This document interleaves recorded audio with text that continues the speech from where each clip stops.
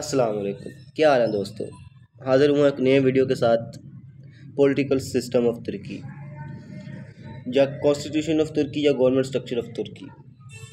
हम इस वीडियो में 1000 पॉइंट को डिस्कस करेंगे। We will discuss following points: introduction, history of Turkey, modern Turkey कैसे बना है, 6 errors of Turkish political system जिसे किमालिज़म्स भी कहते हैं, फीचर्स ऑफ तुर्किश कॉन्स्टिट्यूशन को, द प्रेसिडेंट को, द वाइस प्रेसिडेंट को, द कैबिनेट को, द पार्लियामेंट को, द कॉन्स्टिट्यूशनल कोर्ट को, द टॉप पॉलिटिकल पार्टीज़ को, role of military in Turkey को।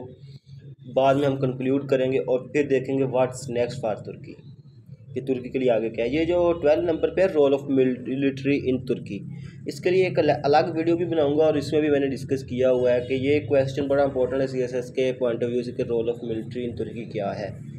तो चलिए स्टार्ट करते हैं। फिर first we will see the history of Turkey. तो जो हिस्ट्री ऑफ तुर्की में सबसे पहले लोकेशन और तुर्की की है वो यूरोप एंड एशिया। मॉडर्न तुर्की बना था 1923 में। 1 नवंबर 1922 को खिलाफत को अबॉलिश कर दिया था, जो सल्तनत उस्मानिया चली आ रही थी 13वीं सदी से लेके, तो उसको 1 नवंबर 1922 को खिलाफत अबॉलिश कर दी, ख़त्म कर दी ग्रैंड नेशनल असम्बली ने। Mehmed 6 Vahideddin is the last खलीफा ऑफ ओटोमन एम्पायर। ये इनका खिलाफत का दौर था 1918 से लेकर 1922 तक, 4 साल का। और इनको आप 36 अर्तुगरुल भी कह सकते हैं कि ये 36वें नंबर पे आते हैं अर्तुगरुल के बाद। 36वें अर्तुगरुल जो ड्रामा चला था उसको पहले, और ये 36वें अर्तुगरुल थे। इतनी देर तक इन सल्तनत उस्मानिया ने हुकूमत की है।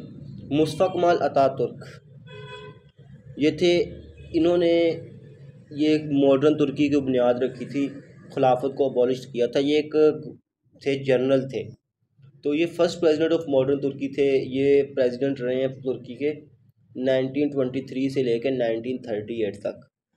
जो ओटोमन एम्पायर थी वो तुर्की पे और उसके जो मुल्हका इलाका थे उन पे उनकी हुकूमत रही है 1990 से लेके 1299 से लेकर 1923 तक, 1923 तक। वर्ल्ड वार 1 वो हुई 1914 से लेके 1918 तक, 1914 से लेकर 1918 तक। ट्रीटी ऑफ सेवर ये जदाद साइन हुई 1920 में। तो जो जिन अलाइड वर्सेस ओटोमन एम्पायर मुख्तलिफ रियासतें मिली हुई थी तुर्की के ख़िलाफ़, जिनमें इंग्लैंड थी, अमेरिका था, फ्रांस था, तो इन्होंने तुर्की के हिस्से कर दिया मुख्तलिफ, कुछ अपने कब्जे में ले लिए। तुर्की को सिर्फ वही एरिया मिला जहाँ पे आजकल मॉडर्न तुर्की अरब इलाका था, अरबों के हवाले कर दिए गए। तो ये ट्रीटी ऑफ सेवर यही चीज़ है। 1920 से लेकर 1923 तक the war of Turkish independence for modern Turkey, तुर्कों की आज़ादी के लिए मॉडर्न तुर्की के फॉर्मेशन के लिए एक जंग हुई 1920 से लेकर 1923 तक। Next we will see 6 pillars of Turkish political system के तुर्किश पॉलिटिकल सिस्टम के 6 पिलर्स जो इनकी 6 बुनियादें हैं वो क्या हैं। इन पिलर्स को हम किमालिज़म्स के मुस्तफ़ा कमाल ने पिलर्स बनाए थे, तो इनको कमालिज़म्स और हम इनको 6 एरोज ऑफ मुस्तफ़ा कमाल भी कहते हैं। चलिए स्टार्ट करते हैं। फर्स्ट है रिपब्लिकनिज़म। रिपब्लिकनिज़म का मतलब होता है कि हेड ऑफ द स्टेट जो है, हमारा head of the state president है, वो इलेक्ट है, बाय वोट है, थ्रू इलेक्टोरल वोट तो ज़रूर, इलेक्टोरल कॉलेज तो ज़रूर हो रहा है, लेकिन वो इलेक्टेड है। इसी तरह रिपब्लिकनिज़म में सवर्जेनिटी ऑफ पीपल है। यहाँ पे एक बात ये देखने वाली, मैं पहले भी कई वीडियो में बता चुका हूँ कि सवर्जेनिटी इस्लामिक स्टेट ऑल की है, जो वो बिलोंग्स टू अल्लाह है, सिवाय तुर्की के। तुर्की ने अपने आप को लिबरल बनाने की कोशिश की जब ये मॉडर्न तुर्की आया, तो इन्होंने सवर्जेनिटी ऑफ पीपल की हाकमियत लोगों की है। Head of the government is elected, कि जो गवर्नमेंट का हेड है, जो हुकूमत, वो मुल्क का सरबराह या हेड ऑफ द गवर्नमेंट है, वो इलेक्टेड है, इलेक्ट होगा, वोट के थ्रू इंतखाब होगा। नेक्स्ट है नेशनलिज्म, 2nd नंबर पे। तो पैन तुर्किश, कि ये बिल्कुल कौमी पसंदी आएगी। आपने सिर्फ तुर्कों के बारे में सोचना है, चाहे जो भी होता रहे दुनिया में, आपने सिर्फ तुर्कों के बारे में सोचना है, किसी और मुल्क के बारे में आपने सोचना। ये पहले ऑपोजिट हो गया ना ओटोमन एम्पायर से। ओटोमन एम्पायर पूरे मुस्लिम ममालिक के मतलब सोचती थी, लेकिन ये सिर्फ तुर्कों के मतलब सोचती हैं, और ये एक वन नेशन का एक किरदार अदा किया गया है नेशनल इस पिलर्स ने। पॉपुलिज्म में सोशल इकोनॉमिक ट्रांसफॉर्मेशन कि आपने मुआशी तौर पर और समाजी तौर पर अपने आप को ट्रांसफॉर्म करना है, लोगों पे, औरतों पे हिजाब पहनने पर पाबंदी लगा दी गई, ये वाली चीज़ें इसमें आती हैं। इक्वालिटी एंड यूनिटी के हर एक बराबर है और हमारे दरमियान इत्तेफाक है। इलेक्शन एंड असम्बली के हमने इलेक्शन के थ्रू असम्बली में अपने रिप्रेजेंटेटिव मुंतखब करवाने हैं, ये पॉपुलिज्म में बताया गया है। सेकुलरिज्म और लेसिज्म, सेकुलरिज्म होता है कि जब किसी भी स्टेट का कोई रिलीजन जो है वो डिक्लेयर ना हो, जैसे पाकिस्तान का स्टेट रिलीजन इस्लाम डिक्लेयर है। रिलीजन वर्सेस पॉलिटिक्स के आपने पॉलिटिक्स में रिलीजन को नहीं लेके ना, ये सेकुलरिज्म है। और रिलीजन वर्सेस स्टेट के स्टेट का कोई रिलीजन, ये लेसिज्म है। एंड ऑफ इस्लामिक स्टेट के इससे इस पॉइंट से उन्होंने इस्लामिक स्टेट को एंड कर दिया, एक लिबरल स्टेट बना दिया तुर्की को। नेक्स्ट आता है रेवोल्यूशनिज्म और रिफॉर्मिज्म्स के। रेवोल्यूशनिज्म और फास्ट रिफॉर्मिज्म ने है कि फ़ास्ट डेवलपमेंट हुई है तुर्की में बाद में इसके, और फास्ट रिफॉर्म्स किए हैं तुर्की को उन्होंने। इस्लामिक तुर्की से लेकर लिबरल तुर्की तक जो सफ़र किया उसमें बहुत फास्ट डेवलपमेंट हुई है और फास्ट रिफॉर्म्स हुई हैं। स्टेटिज़म, स्टेट के मतलब उन्होंने मॉडर्नाइजेशन को प्रमोट किया। स्टेट ऑन इकॉनमी व नीड कि जहाँ पे कुछ भी करने के लिए कुछ चीज़ की ज़रूरत है तो स्टेट अपनी ऑन इकॉनमी को यूज़ करेगी, ये स्टेटिज़म में था। ये यहाँ पे 6 पॉइंट कम ख़त्म होते हैं। 6 pillars of Turkish political system या कमालिज्म। फीचर्स ऑफ तुर्किश कॉन्स्टिट्यूशन कि प्रेसिडेंशियल सिस्टम है तुर्की में आजकल, ये एक रिटन कॉन्स्टिट्यूशन है। इसके 177 आर्टिकल्स हैं और 7 पार्ट्स हैं, 7 चैप्टर्स हैं। प्रेसिडेंशियल सिस्टम रिटन कॉन्स्टिट्यूशन है, 177 आर्टिकल्स हैं और 7 पार्ट्स हैं। यूनिकैमरल लेजिस्लेशन है, एक ही वानी मुकन्ना है। यूनिटरी फॉर्म ऑफ गवर्नमेंट है, एक ही गवर्नमेंट है पूरे मुल्क में। जिस तरह हमारे पाकिस्तान में तो मुख्तलिफ गवर्नमेंट्स हैं, सूबों की अलग गवर्नमेंट है, फेडरल की अलग गवर्नमेंट है, यह नहीं, उनकी सिर्फ एक ही फेडरल गवर्नमेंट है। रिपब्लिकनिज्म है कि जो हेड ऑफ द स्टेट है उसको लोग इलेक्ट करते हैं, रिपब्लिकनिज्म स्टेट है। रिफरेंडम होता है जब कोई भी बिल पास करना हो, कोई भी फाइनल को बिल पास करना हो तो पहले वो असम्बली से पास होता है, बाद में अगर कोई उसकी ज़रूरत होती है उसको फाइनल बिल पास होता है, लोग उसको वोट के थ्रू पास करते हैं। अगर रिजेक्ट करना हो तो वोट के थ्रू उसको रिजेक्ट करते हैं। नेशनल सिक्योरिटी काउंसिल है तुर्की में जो सिक्योरिटी के मामलों को वगैरह को देखती है, इसमें मुख्तलिफ अदारों के लोग मौजूद होते हैं।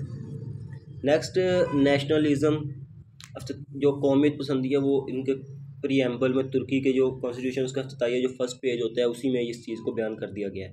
सेकुलरिज्म पहले भी बता चुका हूँ, सेकुलरिज्म का मतलब होता है कि नो स्टेट रिलीजन, स्टेट का कोई भी मजहब नहीं होता। सेकुलरिज्म का मीनिंग ये है। फंडामेंटल राइट्स, ये प्रमोट करता है फंडामेंटल राइट्स को। फंडामेंटल राइट्स जो बुनियादी हकूक़, rights of speech, right of speech होता है, राइट ऑफ अर्न होता है जो रोज़ी कमाने का हक, right of to form property, ये वाले जो हक है ये सारे बंदे को हक हासिल है उधर। मार्शल लॉ बॉय गवर्नमेंट की एडवाइस के थ्रू अगर मुल्क में मार्शल लॉ लाने की कोई ज़रूरत है तो मार्शल लॉ लग सकता है। पार्लियामेंट्री सिस्टम में है, इसमें वाइस प्रेसिडेंट है और कैबिनेट में। वाइस प्रेसिडेंट को आप कह सकते हैं जैसे हमारे पीएम वगैरह का हिसाब लगा सकते हैं, और कैबिनेट में मौजूद है जैसे कबीना भी मौजूद है। Next we will see the Turkish president के तुर्की ने तुर्किया नाम रख लिया उन्होंने अपना, तुर्किश प्रेसिडेंट।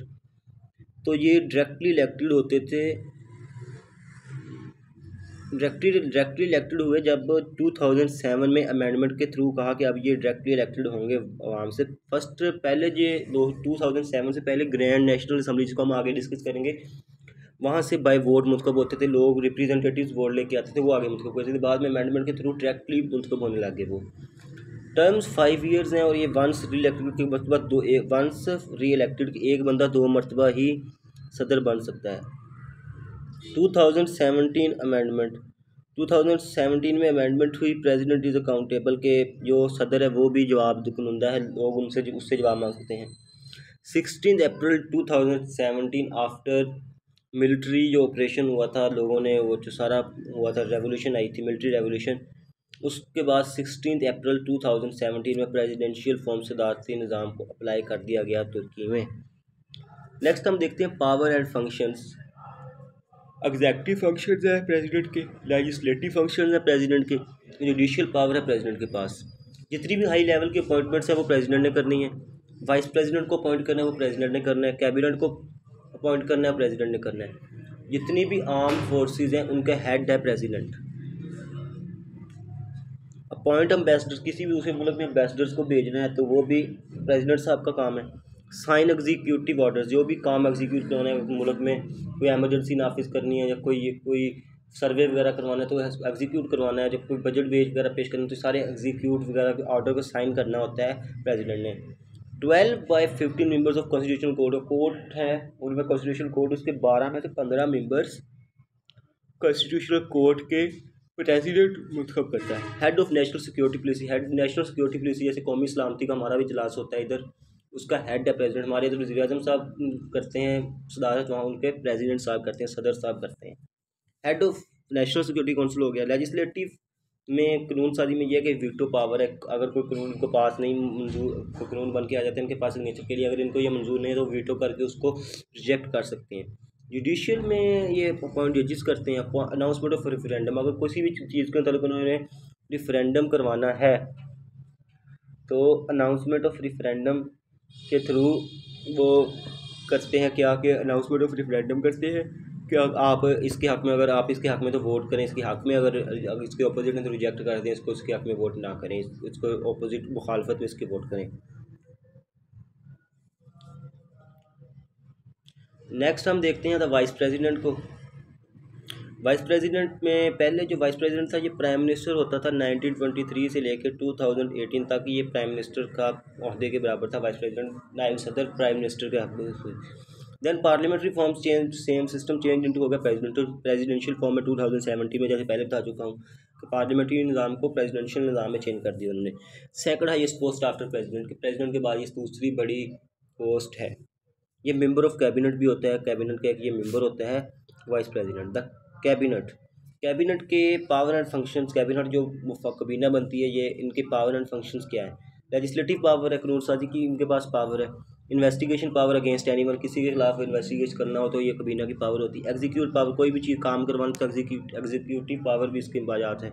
मिलिट्री फंक्शन, कोई भी फौजी सालनाम कोई जंग वगैरह को हो जाती है तो मिलिट्री को जितने भी उन्होंने ऑर्डर्स देने हैं ये कबीना के अंडर आते हैं। इंटरनेशनल ट्रीटीज़ जो बैनुल अक़वामी जो दाश्तें वगैरह होती हैं, कोई माहिदा वगैरह होता है उनको डिस्कस कर, इनको इंटरनेशनल ट्रीटीज़ को इस कैबिनेट ने हल करना होता है।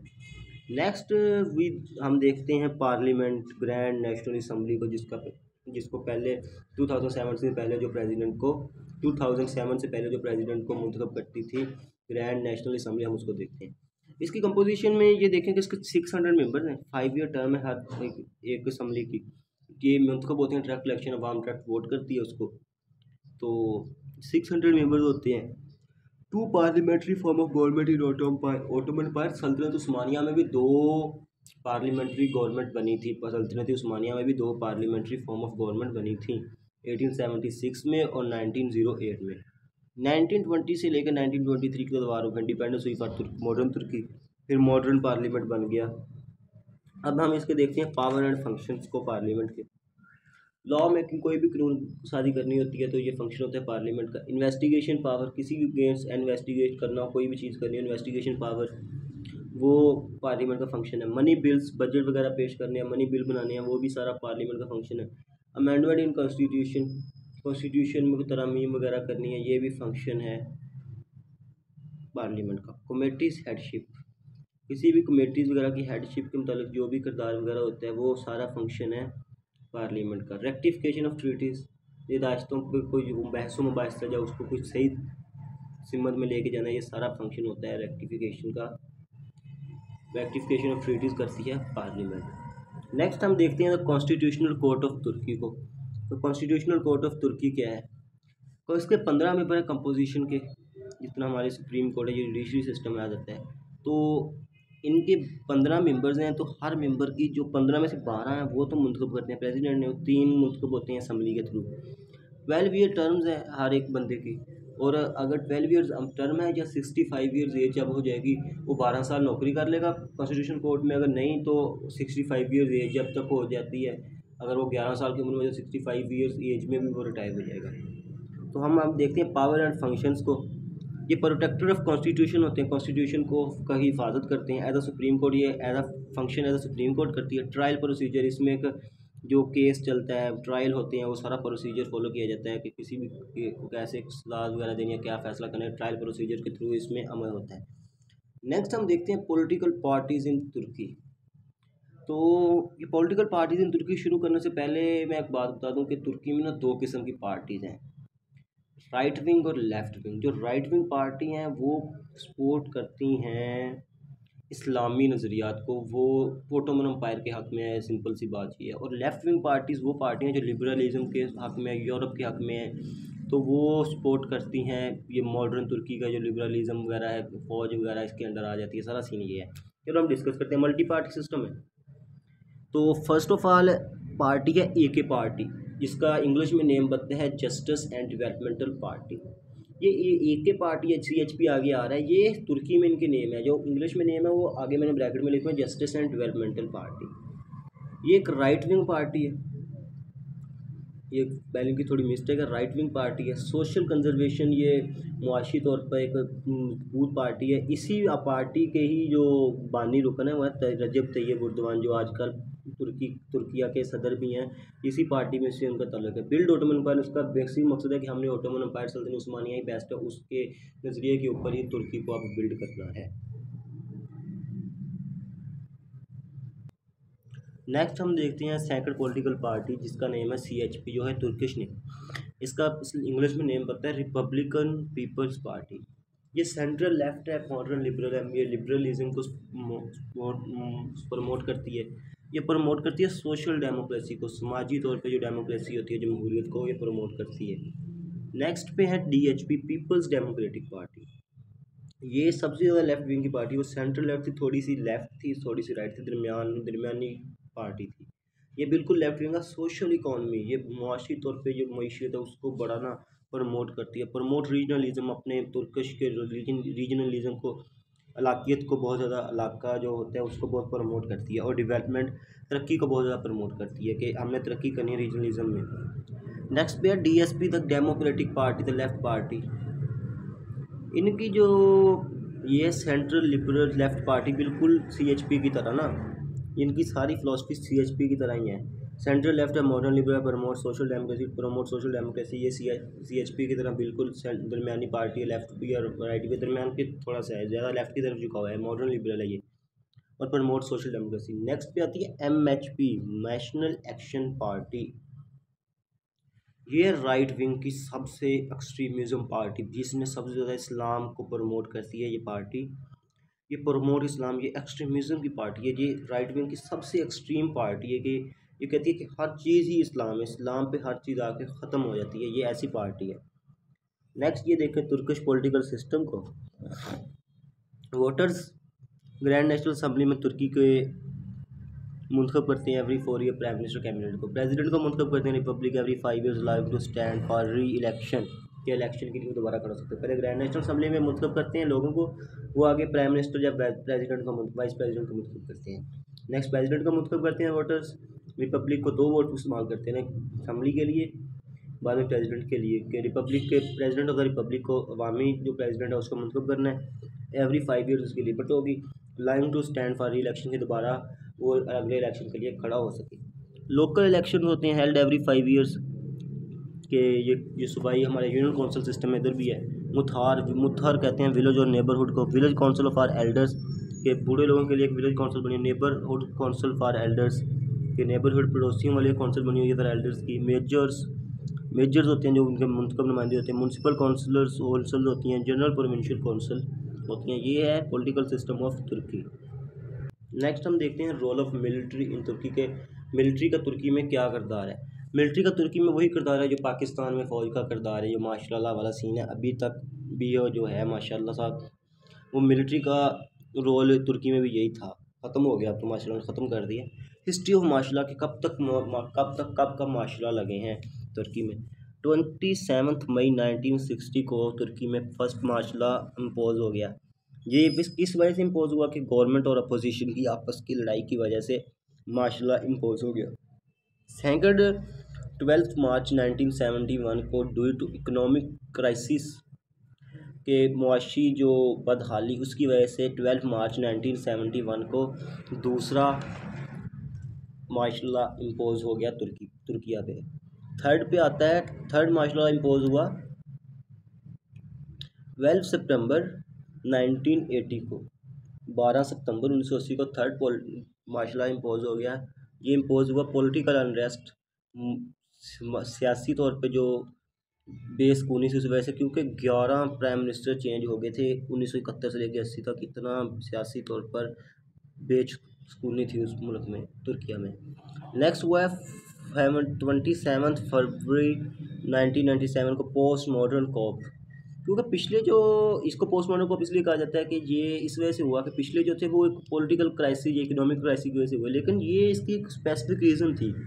रीज़न ये थी कि इस्लामिक वेलफेयर पार्टी के एक बंदे ने इलेक्शन जीत लिया 1995 में। इस्लामिक वेलफेयर पार्टी ने, वो एक राइट विंग की एक्सट्रीमिज़म पार्टी थी, उन्होंने इस्लाम को प्रमोट करना था। तो लेकिन ये जो फौज थी वो इस्लाम को प्रमोट होना नहीं चाहती थी, वो लिबरलिज़म के हक़ में थी। तो उन्होंने इस वजह से 27 फरवरी 1997 को फोर्थ मार्शल लॉ इम्पोज कर दिया तुर्की पे, और कहा कि army is the guardian of modern Turkey. की आर्मी जो है वो एक हिफाजती बंद है, हिफाजत करने वाली है मॉडर्न तुर्की, तुर्की की मॉडर्न। 15 जुलाई 2016 में फेल्ड कॉप हुआ, एक नाकाम मास्टर लगाने की कोशिश की उन्होंने। ओटोमन अम्पायर को रिवाइव किया गया, मामले का ओटोमन अम्पायर को हम रिवाइव करेंगे। मिलिट्री प्रोटेक्ट सेकुलरिज्म, मिलिट्री ने कहा कि हम सेकुलरिज्म को, कोई नो स्टेट रिलीजन, इसको प्रोटेक्ट करते हैं। तो इस वजह से हुआ 15 जुलाई 2017 को, जब तजद्दुद उर्दवान थे, उन्होंने प्रेसिडेंशियल सिस्टम लाने की कोशिश की। तो इस वजह से ये सारा सीन हुआ। तो अब आजकल तुर्की में मिलिट्री का जो किरदार है उन्होंने बिल्कुल लिमिटेड कर दिया है, वो स्टेट के अंडर, गवर्नमेंट के अंडर काम करती है। हम नेक्स्ट वीडियो में इसके ऊपर थोड़ी और बात करेंगे, रोल ऑफ मिलिट्री इन तुर्की में के हवाले से। नेक्स्ट हम कंक्लूड करते हैं। कंक्लूड यह कि सेकुलरिज्म को उन्होंने एंड कर दिया। अभी तक रिलीजन को उन्होंने दोबारा डिक्लेयर तो नहीं किया इस्लाम को, लेकिन अब उन्होंने, अब कोशिशें शुरू हो गई हैं, जब ड्रामा सीरियल आ रहे हैं, पैत सुल्तान अब्दुल हमीद दिखा रहे हैं, अर्तुगरुल गाजी दिखाया, उस्मान पाशा दिखाया, सुल्तान सलाहुद्दीन अयूबी दिखा रहे हैं। तो इससे वो सेकुलरिज्म को एंड कर रहे हैं वो। तो नेक्स्ट में ये आप कह सकते हैं कि what is the next for Turkey. तो the revival of Islamization after 2023 end of treaty, कि उन्होंने इस्लाम को रिवाइव करना है 2023 के बाद, क्योंकि वहाँ तब वो जो माहिदा हुआ है, माहिदा रोज़ान, वो ख़त्म होने वाला है 2023 में। इससे तुर्की को बहुत सारे फ़ायदे होंगे, वो अपनी बंदरगाह यूज़ कर सकेगा, का सारा सीन होगा। तो ये आप देखें तुर्की की मिलिट्री का ये एक लोगो है, ये वाला लोगो आपके सामने है। यहाँ पे आज हमारा आज का लेक्चर ख़त्म होता है। अगर आपको किसी भी चीज़ की समझ नहीं आई तो आप कमेंट सेक्शन में क्वेश्चन पूछ सकते हैं। वीडियो अगर पसंद आए तो वीडियो को लाइक करें, चैनल को सब्सक्राइब करें। अल्लाह हाफ़िज़।